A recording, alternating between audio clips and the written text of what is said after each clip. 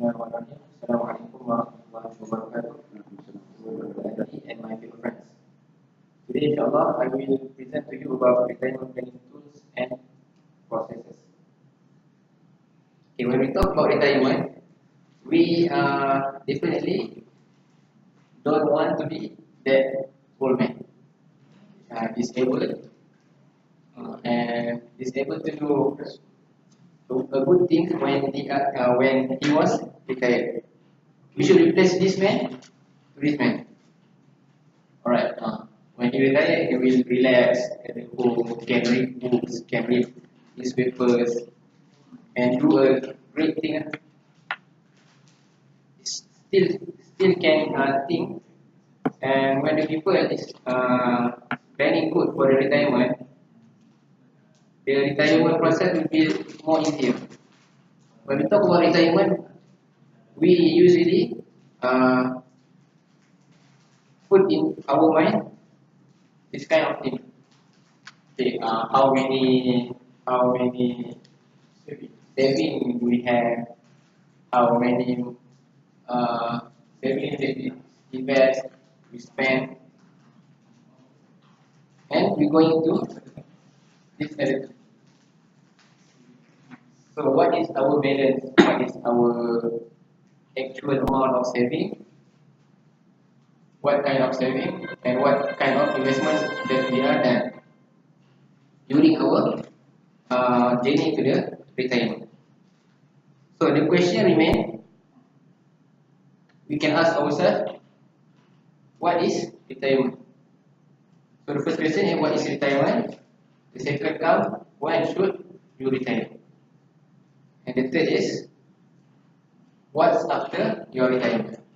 So this kind of question will drive us how we will plan our retirement. How we want to become, how we want to manage our retirement, and what we will do after we retire from our works. Okay, retirement definition. First, we look to conventional, because many people talk about this definition.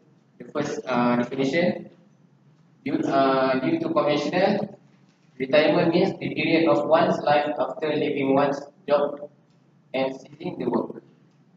So the conventional focus on our job. When we stop doing this job, I mean official job, so we are retired. On Islamic perspective, the period of life after leaving a job due to inability to do the job. So the meaning is more luas, more wide from the conventional looking, when we put the word and due to inability. So many people in Islamic perspective, we should work until we cannot work. So that means Dr. Yusuf Qaradawi said once in one of his book that in Islamic perspective there is no pension. There is no pension. So no retirement. As long as you can work, you must work. Because we define the work as some what we define work. Okay, conventional define work as what we do and we get some return. So that is the work. In Islam, we talk about amal. Amal is not about just what we do, and in return we get some rewards. Okay, amal in Islam conclude all of the good things.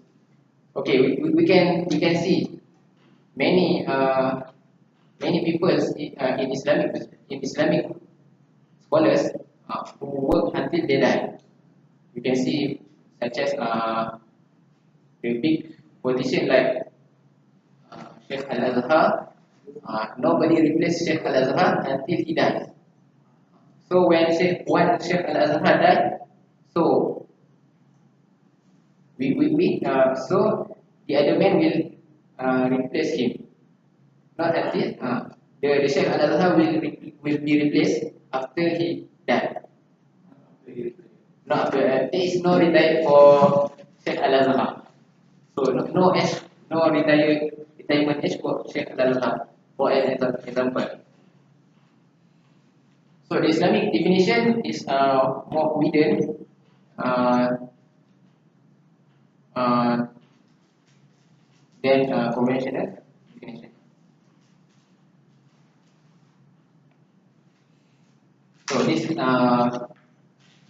paper cut from the start, I think, from the start. Okay, what will happen after retirement? Because retirement is the the period after we stop or we quit from our official job. Okay, and due to this new that I think this came from statistic department, Jabatan Statistik. The life expectancy of nation is on the rise. Okay, for the man, expected to live for another 12 years after retirement. Retirement, okay. For in Malaysia, retirement age will be on 60. So the man could live expectedly until 72, and the woman expectedly will live until 77. So what will happen after the retirement? Man will 12 years more, and woman 7 years, 17 years. Okay, Islamic retirement planning. What is the meaning of Islamic retirement planning? An arrangement to provide people an income during the retirement. So what is our uh, siapa? So you What is our preparation before we get retired? before we retire from our job. Our job, So official job or official job, because we want to do amal after our official job. For example, we still have to have income. Yes. So the income must be planned. What is our, especially for example, uh, we can invest, we can save, we can put some part of our portion of our money to the wakaf proposal. Okay, an arrangement to provide people with an income during retirement. So this is the meaning of Islamic retirement. Okay, Islamic retirement planning can be set up from employers, takaful, government, and PF. For other things like pension, government may include pension. So employers itself can give some of the company will give the employees some amount of money during gratuity. We call it gratuity during the retirement. So government takaful mean there is some takaful company that provides some retirement scheme. So during the retirement, the the the holder of takaful to receive some kind of money. Government means pension, and EPF means our saving from that deducted from our income. Okay, retirement hazard. Retirement hazard. First is underestimating the cost of healthcare. Okay. We will see the trend when the people from the young age, from 24 to 35 or 34, what is the spend? And the healthcare, due to the aging, the healthcare cost will be more higher. So people more likely become ill, and the cost become more expensive. Misjudging how long spouse will live. Okay, one should have enough retirement asset to last one until the end of one's lifespan. Okay, the proper retirement planning will consider a good amount for the spouse before after he died or after she died. Okay, presuming a longer working life. Okay, from Malaysia perspective, retirement will be on 60 for the government sector, excepting for judge. Okay, this is life cycle and money.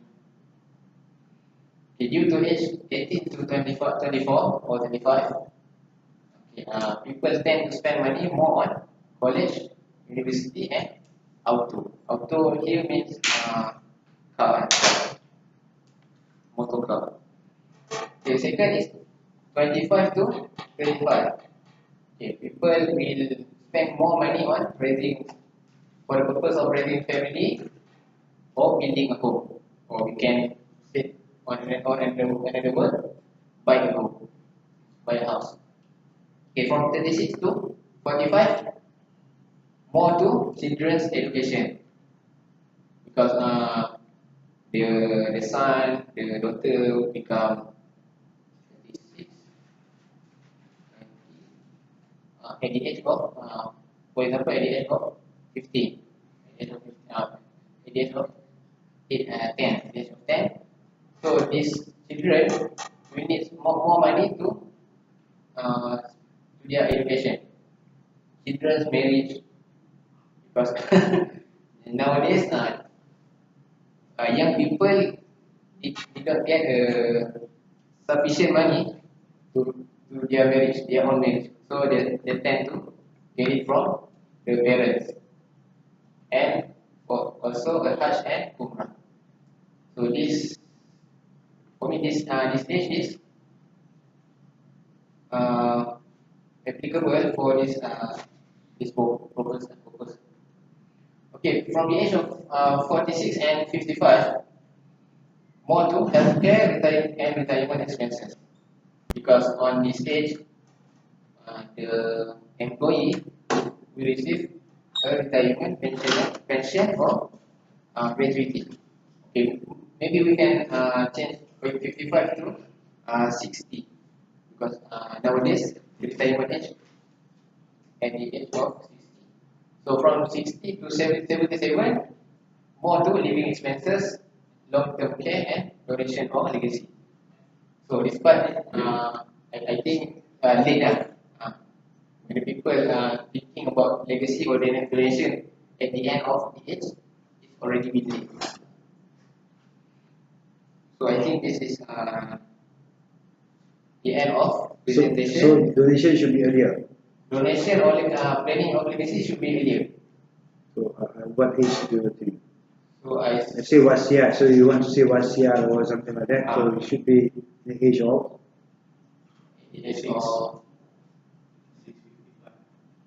46. 46. Plus. I think 40 plus. 46 to 60 just now. So when you are just want to retire Yes, from your official job. already have stable income, and we have many assets. So we should think about legacy and donation more. Okay. The last obstacles to retirement saving. Due to our process on retirement, we could face some obstacles. First is tendency to overspend. I said earlier in the other class that Malaysian have a problem in overspending. So they spend more than they should spend. So the retirement process will become less. I have comments from my friends saying that it is not because of the expenditure. It's because of the rising price of the goods, the needs and all that. So that's the main problem. He blame on inflation. And he blame on, many is blaming on the prices of the goods and so on. Not because they are saying that okay, my income is the same, but because I've just given a comment in the No, not in Facebook, in Selamat Pagi Malaysia. Okay. So talking about we call it controlling your spending, right? Family spending.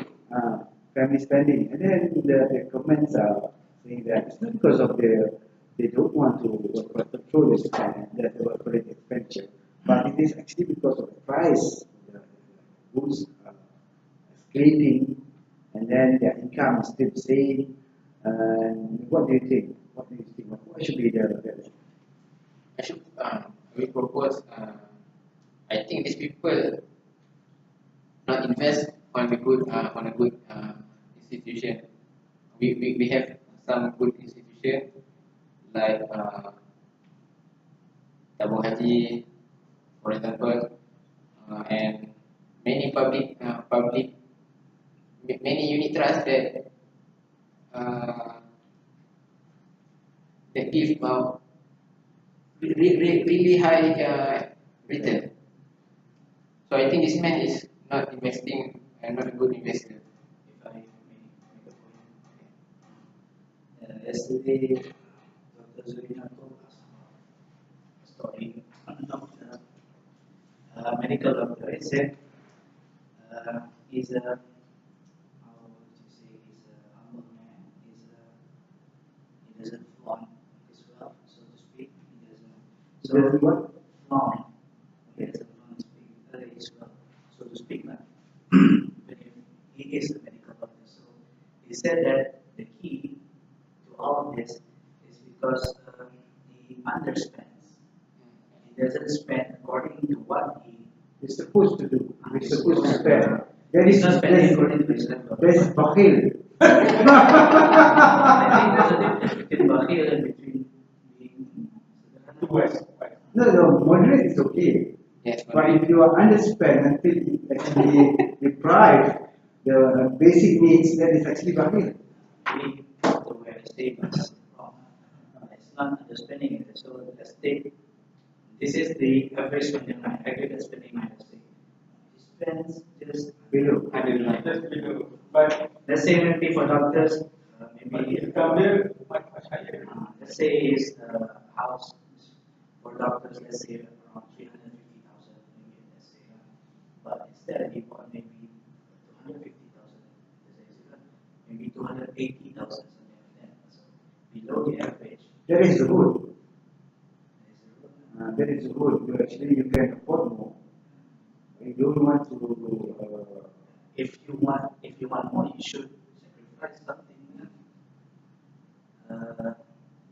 It plays the rationality of man in economics. Marginal propensity to consume. So much your income is, so that's your consumption. So it's up to us. How do we want to control? If we, of course, this doesn't apply to those under the B40 category. It would not be wise for us to say reduce your spending on Tukulanja. But for M40 and those maybe living outside of large cities and doesn't work and don't work in large cities, maybe we can advise such a thing.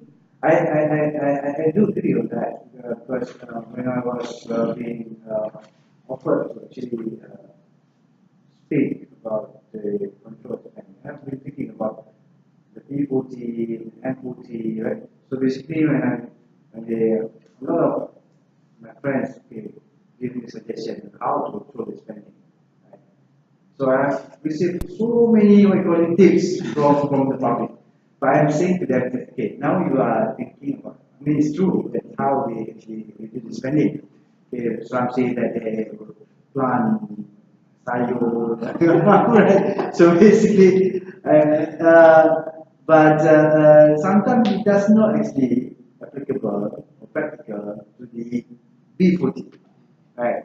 Because the B40s, they really survive, okay, on the what we call it, I think they do survive it, but they require supplement. supplement our call it supplementary from additional we call it support from the government, right? However, what I have already contemplated about the issues of the P40 and non-40. So I come up with an issue that I've discussed earlier in this, this year regarding about getting all your family members to do your Sit budgeting and together. sit together so that everybody understand that this is the income, household income, and this is the expenditure. Okay, everybody knows, even your youngest, if you have, right? So basically, that is my message. My message. But sometimes they don't even accept. Some people they don't even accept, even though because we are trying to assist, we are trying to help, to give a lending hand. We are not actually saying this out of from nowhere. Right? So how do we want to manage the real expenditure, right? As a family, right? As a family, okay? Then you can reduce the tendency to because yeah, still you sometimes you overspend, okay? Because you have already done, even though you have done budget, but sometimes you really overshoot, right? But once our family knows, especially the children, because the children they are very what call it they have a very high demand. They want to have this, they want to have that. Their friends are getting this, their friends are getting that, and they also want to have the same thing sometimes. And the parents are actually they have to provide them with this, but if they understand that okay, this is our situation, probably they will understand. Okay, I cannot have that. Okay, probably maybe I can have another one which is a bit more cheaper. Secondary. To add to that point, I think we discussed this about non-performing finance among youngsters. 2 weeks ago, Yeah, 3 yeah. weeks ago, 2 weeks ago. So we talked about education, about financial literacy, how schools or how curriculums don't include financial literacy classes or tax classes or whatever classes into the curriculum. So by doing this, by actually educating our families, as your point, as Dr.'s point, educating your families, especially your little ones, on the importance of the budget, on the importance of cost, whatever. So when they grow up, of course, maybe they feel some pain because when they see their friends on new phone, new whatever. But when they grow up, they will appreciate it, especially when they are in college. When they start to live alone, when parents are not around anymore, you can't just ask mana bapak ni tak ada sekolah ni ke tak ada. So it does help us. When we start from a family. Makes sense when you are. Makes sense. Because even in developed countries, they complain because we never receive any lessons on financial literacy. We don't understand tax. We don't understand how to budget. We don't understand anything. Well, that's in a developed country. What about developing countries? Of course, Malaysia is the middle income and high level. Malaysia belum lagi boleh tembus atap tu kan. Tapi how to save? So it's a good point. Alright. So you have any slides, so should be okay. Alright.